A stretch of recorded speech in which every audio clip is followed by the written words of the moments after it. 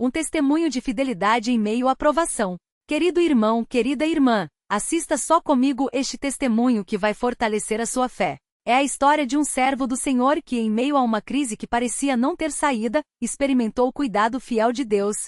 Não é uma história de milagres espetaculares, mas de uma fé que não desiste, de uma igreja que não abandona, e de um Deus que não falha. O início da provação. Era um final de tarde quando o irmão Carlos, cooperador na congregação cristã, chegou em casa após mais um dia de trabalho. Ele trabalhava como mecânico em uma pequena oficina, e embora não ganhasse muito, sempre separava sua oferta com alegria. Mas nos últimos meses as coisas tinham ficado difíceis. As contas se acumulavam, o aluguel estava atrasado, e a comida em casa já não era suficiente para o mês todo.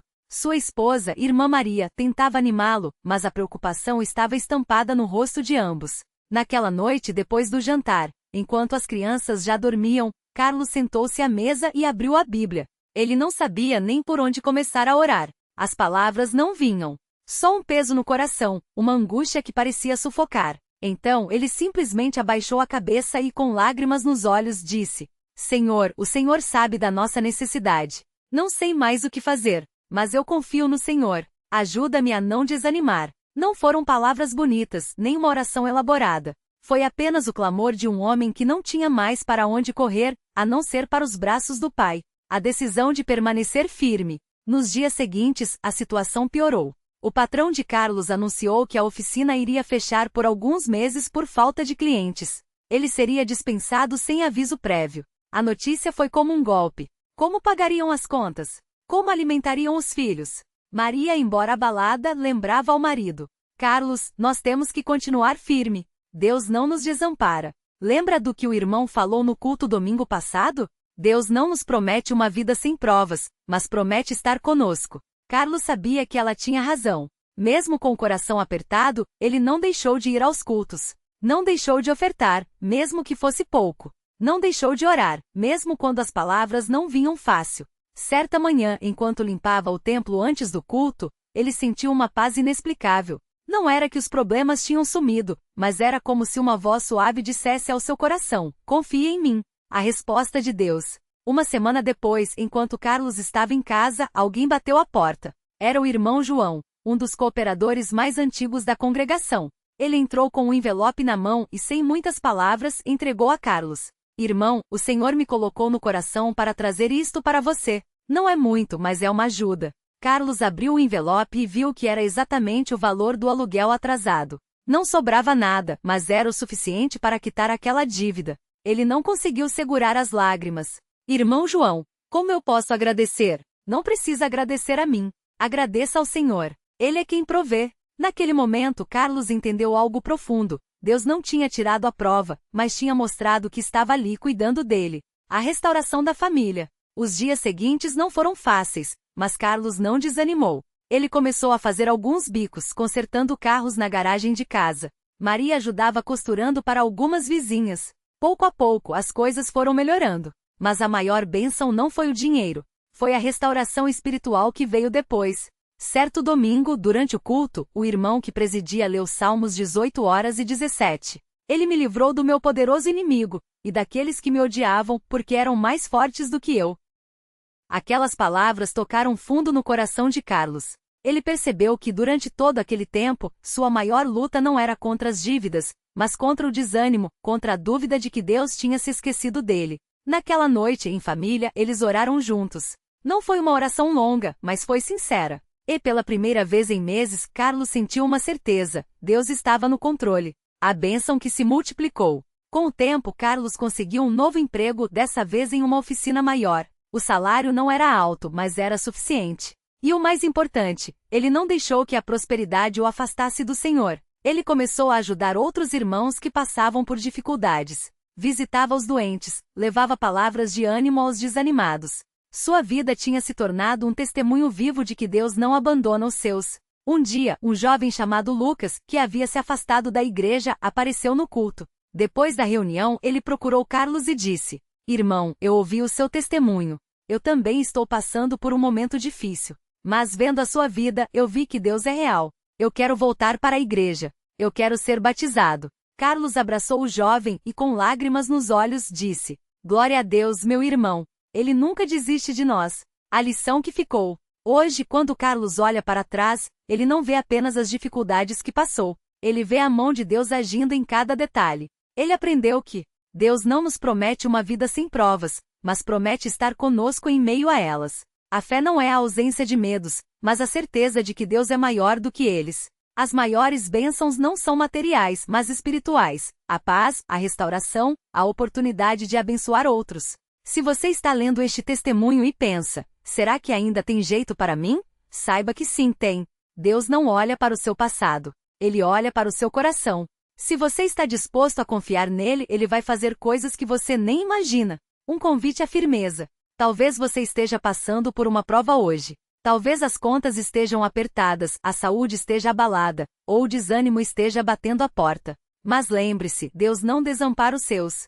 Continue firme. Não deixe de orar, mesmo que as palavras não venham fácil. Não deixe de ofertar, mesmo que seja pouco. Não deixe de frequentar a igreja, mesmo que o caminho pareça longo. Deus está trabalhando, mesmo que você não veja. Ele está preparando a sua vitória, mesmo que por enquanto você só veja a batalha. Como diz em Isaías 41:13, porque eu, o Senhor teu Deus, te seguro pela tua mão direita e te digo, não temas que eu te ajudo. Que este testemunho fortaleça a sua fé. Que ele te lembre de que não importa o que você esteja passando, Deus está contigo. Glória ao nome santo do Senhor. Amém. O peso da noite e a luz que veio. Carlos nunca esqueceu daquela noite de julho. O calor sufocante de São Paulo entrava pela janela aberta, misturado ao cheiro de comida fria e ao som dos vizinhos ainda acordados. Ele estava sentado à mesa da cozinha, as mãos trêmulas segurando a última conta de luz, já vencida há 2 semanas. Ao lado, o envelope rasgado com a notificação de desligamento do plano de saúde.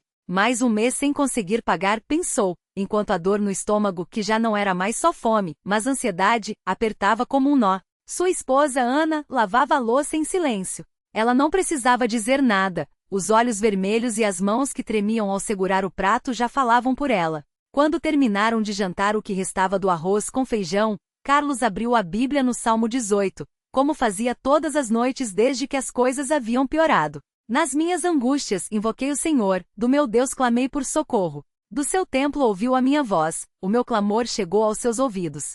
As palavras eram um bálsamo, mas naquela hora pareciam distantes, como se Deus estivesse ouvindo, mas ainda não tivesse respondido. Foi então que o telefone tocou. Do outro lado da linha, a voz do irmão Paulo, cooperador da congregação, soou firme, mas preocupada. Irmão Carlos, tudo bem? Você não veio ao culto hoje. A gente sentiu sua falta. Carlos engoliu em seco. Não queria admitir, mas as lágrimas vieram antes que pudesse responder. Irmão Paulo, é que... Uma pausa, a voz embargada, as coisas estão muito difíceis. Não tenho nem passagem para ir. E nem sei como vou pagar o aluguel esse mês. Silêncio do outro lado. Não um silêncio de julgamento, mas de quem está ouvindo com o coração. Depois, a voz do irmão Paulo, calma como sempre. Irmão, Deus não nos abandona. Amanhã de manhã, eu passo aí às 7 horas. Vamos juntos pro culto. E não se preocupe com nada agora. Só confia no Senhor, tá? Mas e as contas, irmão? E o aluguel? Deus já sabe de tudo. Ele vai prover. Você só precisa ficar firme. Carlos não dormiu naquela noite. Ficou repetindo na mente as palavras do irmão Paulo, como se elas fossem uma âncora. Ficar firme. Mas como? Como ficar firme quando tudo parecia desabar? A oferta que não fazia sentido. No dia seguinte, Carlos e Ana se arrumaram com as melhores roupas que tinham, ainda que simples, e foram com o irmão Paulo para o culto. O templo estava cheio, como sempre aos domingos. Hinos de gratidão ecoavam pelas paredes, e Carlos sentia uma mistura de paz e vergonha.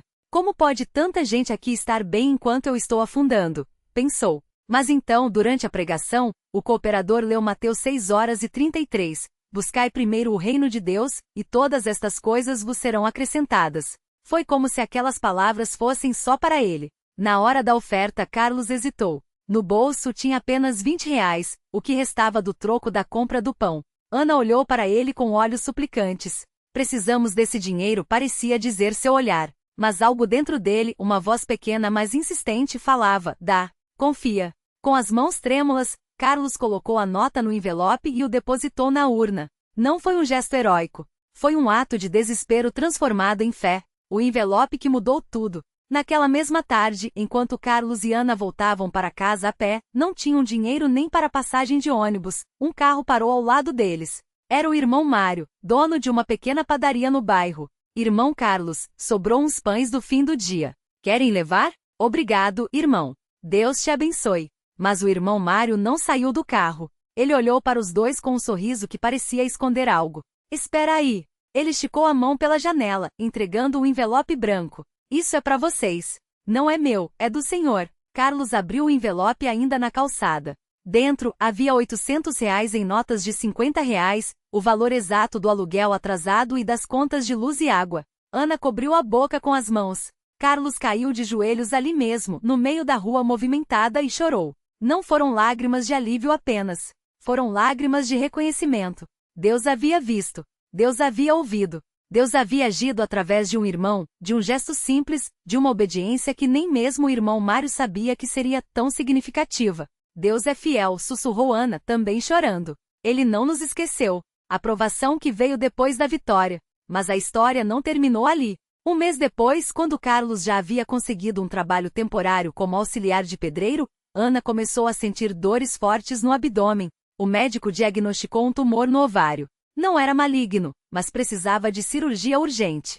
O desespero voltou. De novo, Senhor? Por quê? Carlos orou como nunca jejuou, pediu aos irmãos da congregação que intercedessem. O cooperador visitou-os em casa, leu Salmo 23 com eles e orou, impondo as mãos sobre Ana. Irmão, Deus é médico dos médicos. Ele sabe o que está fazendo. A cirurgia foi marcada para uma semana depois. Carlos não tinha como pagar, mas o hospital, ao saber da situação, ofereceu um desconto através de um programa social. Mesmo assim, faltava dinheiro. Foi então que no culto de quarta-feira, o irmão Paulo anunciou: temos aqui uma campanha para ajudar nossos irmãos em necessidade. Quem puder contribuir, que o faça com alegria. Carlos não pediu nada. Não contou sua situação a ninguém além dos cooperadores. Mas no final do culto, o irmão Paulo chamou-o de lado e entregou-lhe outro envelope. Dessa vez, eram R$ 1.200, o suficiente para cobrir o resto das despesas médicas. Deus proveu, irmão, disse o irmão Paulo, com os olhos brilhando. Ele sempre prove. O jovem que voltou para casa. Mas a maior bênção não foi o dinheiro, nem a cura de Ana, que após a cirurgia teve o tumor removido com sucesso. Foi Tiago. Tiago era o filho mais velho do casal, um jovem de 19 anos que havia se afastado da igreja há 2 anos. Ele tinha caído em más companhias, começado a beber, e agora vivia uma vida de rebeldia e desespero. Carlos e Ana oravam por ele todas as noites com lágrimas. Depois da cirurgia de Ana, quando a família voltou a ter um pouco de estabilidade, Carlos sentiu no coração que era a hora de ir atrás do filho. Não com sermões, não com cobranças, mas com amor e testemunho. Uma noite, ele foi até a casa onde Tiago estava morando com os amigos. Não bateu na porta com raiva. Não gritou. Só disse: filho, eu vim te buscar, não para te julgar, mas para te levar para casa. A gente te ama. Tiago, com os olhos vermelhos, talvez de drogas, talvez de choro, olhou para o pai e pela primeira vez em anos quebrou. Pai, eu tô perdido. Não sei mais o que fazer. Carlos o abraçou ali mesmo, na calçada. Vem, filho. Deus pode restaurar tudo. Tiago voltou para casa naquela noite. Não foi fácil. Ele ainda lutava contra vícios, contra a vergonha, contra o passado. Mas a família orava por ele. Os irmãos da congregação o visitaram, conversaram, mostram que Deus não desistia dele. 3 meses depois, Tiago foi batizado nas águas em nome de Jesus Cristo para perdão dos pecados. Quando saiu da água, abraçou o pai e disse: Pai, obrigado por não desistir de mim. E Carlos, com lágrimas nos olhos, respondeu: Não fui eu, filho. Foi Deus. Ele nunca desiste da gente. A lição que ficou. Hoje Carlos é um dos cooperadores da congregação. Não é um homem rico, não tem uma casa grande, nem um carro novo. Mas tem algo que o dinheiro não compra, a certeza de que Deus é fiel. Ele visita os doentes, ora pelos necessitados, e sempre conta seu testemunho para quem está passando por provações. Irmão, se Deus fez por mim, Ele pode fazer por você. Não olha para trás. Não olha para as circunstâncias. Olha para Ele e fica firme. Ana, agora completamente curada, ajuda nas campanhas de doações para famílias carentes. Tiago, restaurado, serve na mocidade, levando a mensagem de esperança para outros jovens perdidos. E toda vez que Carlos olha para trás, ele não vê só as dificuldades. Vê a mão de Deus. No envelope com R$ 800 quando tudo parecia perdido. No desconto do hospital quando não havia dinheiro. No abraço do filho que voltou para casa. Na paz que encheu seu coração quando ele decidiu confiar, mesmo sem ver o caminho. Um convite à confiança silenciosa. Talvez você esteja lendo isso hoje e pense, mas a minha situação é pior. Ninguém me ajuda. Deus não me ouve. Se for assim, deixe-me te dizer uma coisa, Deus não trabalha no barulho. Ele trabalha no silêncio. Ele estava trabalhando quando Carlos colocou aqueles R$ 20 na urna, mesmo sem saber como pagaria o aluguel. Ele estava trabalhando quando o irmão Mário guardou aquele envelope sem saber para quem era. Ele estava trabalhando quando Tiago, em meio às lágrimas, decidiu voltar para casa. Deus não precisa de multidões para agir. Ele não precisa de milagres espetaculares. Ele age através de irmãos fiéis, de pequenos gestos de obediência, de orações sinceras, mesmo que ditas entre lágrimas.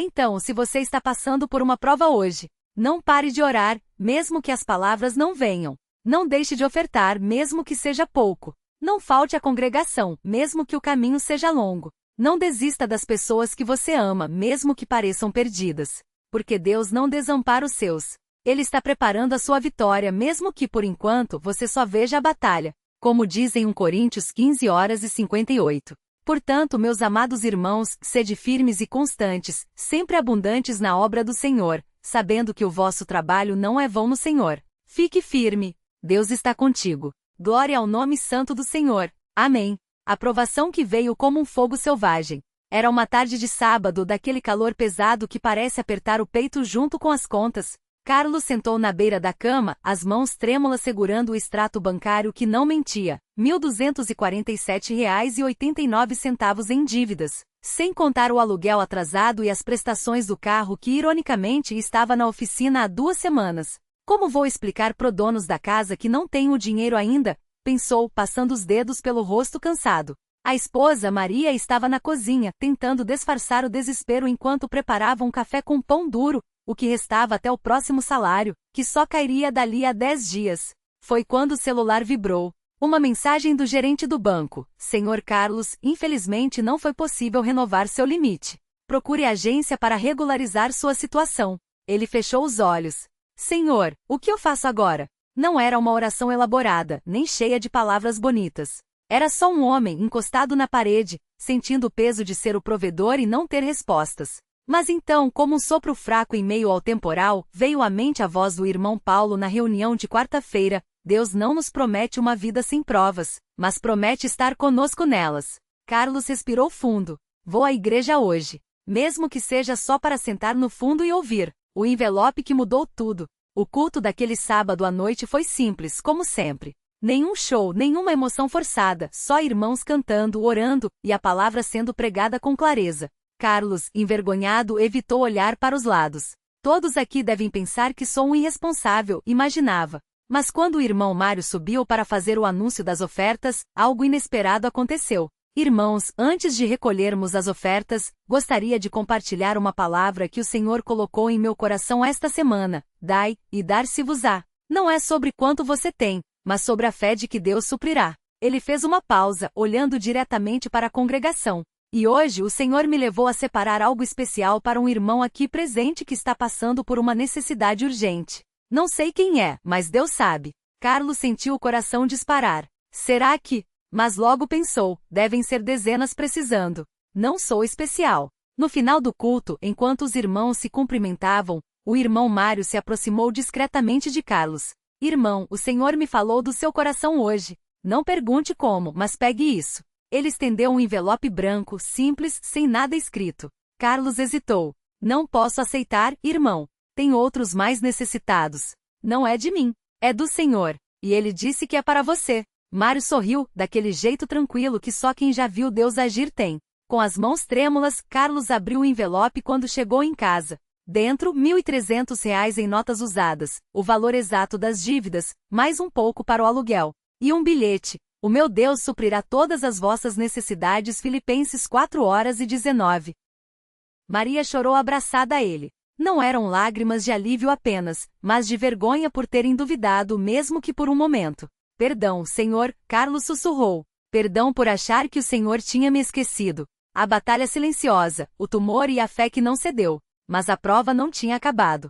2 semanas depois, Carlos começou a sentir dores fortes no estômago. Deve ser estresse, pensou. Até que, após insistência de Maria, fez os exames. O diagnóstico foi como um soco: um tumor no intestino, em estágio avançado. Precisa de cirurgia urgente, disse o médico. E mesmo assim, não há garantias. Naquela noite, Carlos não conseguiu dormir. Será que Deus me deu aquele dinheiro só para eu morrer agora? A dúvida era como um verme roendo sua fé. Mas então, lembrava-se das palavras do irmão José na última visita: a prova não é para te destruir, é para te refinar. O ouro passa pelo fogo. No domingo seguinte, ele subiu ao púlpito, não para pregar, mas para pedir oração. Com a voz embargada, contou tudo. Não havia drama, nem lágrimas forçadas. Só um homem dizendo: estou com medo, irmãos. Mas sei que Deus é maior. A congregação orou. Não foi uma oração barulhenta com gritos ou glórias repetidas. Foi um silêncio sagrado, quebrado só por sussurros de intercessão. E quando o irmão Paulo impôs as mãos sobre Carlos, ele sentiu uma paz que não fazia sentido. Mesmo que eu morra, estou nas mãos do Senhor, pensou. Os médicos marcaram a cirurgia para a semana seguinte. Mas algo inesperado aconteceu. Na véspera do procedimento, novos exames mostraram que o tumor havia regredido. Isso não é normal, disse o oncologista, confuso. Vamos monitorar, mas parece que não será necessário operar agora. Carlos não pulou, não gritou milagre. Só abaixou a cabeça e chorou. Obrigado, Senhor. Não por me curar, mas por me mostrar que o Senhor está aqui. Tiago, o filho que o diabo quis roubar. Enquanto Carlos lutava sua batalha silenciosa, outra guerra estava sendo travada em sua casa. Tiago, o filho mais velho, tinha se afastado. Começou com pequenas mentiras, depois noites fora, até que um dia, Carlos encontrou drogas em seu quarto. Filho, o que você está fazendo? Carlos tentou segurar a voz firme, mas ela tremia. Não é da sua conta, velho. Tiago cuspiu as palavras, os olhos vermelhos de ódio, ou de alguma coisa pior. Vocês só sabem julgar. Aquilo doeu mais que o tumor. Onde errei, Senhor? Carlos chorou naquela noite. Maria, ao seu lado, também não tinha respostas. Mas então, lembrava-se de um João 5:16. Se alguém vir pecar seu irmão, peça, e Deus lhe dará vida. Eles começaram a jejuar por Tiago. Não o jejum de mostrar para os outros, mas de rasgar o coração diante de Deus. 1 mês se passou. Tiago sumiu de casa. Até que numa madrugada o telefone tocou. Era a polícia. Seu filho está na delegacia. Drogas. Precisa vir buscá-lo. Carlos não gritou, não xingou. Só disse: vou agora. E enquanto dirigia, orava: Senhor, se o Senhor não interferir, vou perdê-lo. Na delegacia, Tiago estava sujo, com olheiras, cheirando a álcool. Quando viu o pai, baixou a cabeça. Desculpa, pai. Eu não aguento mais. Foi ali, naquele corredor frio, que Carlos fez o que nenhum conselho humano recomendaria. Abraçou o filho. Vamos para casa, Tiago. Vamos começar de novo. A restauração que veio pelo serviço. Tiago não mudou da noite para o dia. Houve recaídas. Houve noites em que Carlos acordava com o som de Tiago chorando no banheiro, lutando contra os demônios que o perseguiam. Mas eles não desistiram. E foi no serviço que a restauração veio. Um dia, o irmão Paulo convidou Tiago para ajudar na limpeza do templo. Não é para pregar, não é para cantar. É só para varrer o chão, arrumar as cadeiras. O Senhor usa quem está disposto. Tiago relutou, mas foi. E algo aconteceu enquanto ele passava o pano no chão da igreja. Sentiu paz. Não era uma emoção passageira. Era como se aquele chão que ele limpava fosse também seu coração sendo lavado. Semanas depois, Tiago pediu para ser batizado. Não foi um batismo espetacular, com multidões. Foi num rio tranquilo, com só alguns irmãos presentes. Quando saiu da água, seus olhos estavam diferentes. Pai, eu quero servir ao Senhor. Carlos não disse nada. Só abraçou o filho, e as lágrimas que caíram não eram de tristeza, mas de gratidão por ver a obra de Deus. A colheita de um homem que não desistiu. Hoje, quando Carlos olha para trás, não vê um herói. Vê um homem que quase desistiu, mas que, pela graça de Deus, permaneceu firme. O tumor nunca mais voltou. As dívidas foram pagas, e Carlos até conseguiu abrir uma pequena oficina mecânica, onde emprega 2 irmãos da congregação. Tiago hoje é um dos jovens mais ativos na igreja, visitando outros rapazes que, como ele, estão perdidos nas drogas. E Maria, que antes chorava escondido, agora lidera um grupo de oração pelas famílias. Mas o que mais marca Carlos não são as bênçãos materiais. É o silêncio de Deus que se tornou sua maior certeza. Muitas vezes a gente quer que Deus fale alto, que faça um milagre espetacular. Mas ele trabalha no silêncio. Na oferta de R$ 20. No envelope que chega sem você pedir. No filho que volta para casa quebrado, mas disposto a mudar. No tumor que some sem explicação. Ele faz uma pausa, olhando para as mãos calejadas. Se eu tivesse desistido na primeira batalha, teria perdido tudo. Mas Deus não desiste da gente. Nunca. Um convite para quem está lendo agora. Talvez você esteja passando por algo que parece sem saída. As contas não fecham. O médico deu um diagnóstico ruim. Seu filho, seu marido, sua filha se afastaram. Você se sente sozinho, até na igreja. Se for assim, ouça uma coisa: Deus não está surdo. Ele não está longe. Ele estava com Carlos quando ele colocou aqueles R$ 20 na urna, mesmo com o coração apertado. Ele estava com Tiago naquela delegacia, quando ele não tinha mais forças para lutar sozinho. Ele está com você agora, enquanto você lê estas palavras. Não é sobre você ser forte. É sobre você confiar nele. Continue orando, mesmo que seja só Senhor, me ajuda. Continue ofertando, mesmo que seja pouco. Continue indo à congregação, mesmo que seja só para sentar no fundo. Não desista das pessoas que você ama, mesmo que pareçam perdidas. Porque Deus não desampara os seus. Ele está preparando a sua vitória, mesmo que por enquanto você só veja a batalha. Como está escrito em Isaías 41:13. Porque eu, o Senhor, teu Deus, te seguro pela tua mão direita e te digo, não temas que eu te ajudo. Fique firme. Deus está contigo. Glória ao nome santo do Senhor. Amém.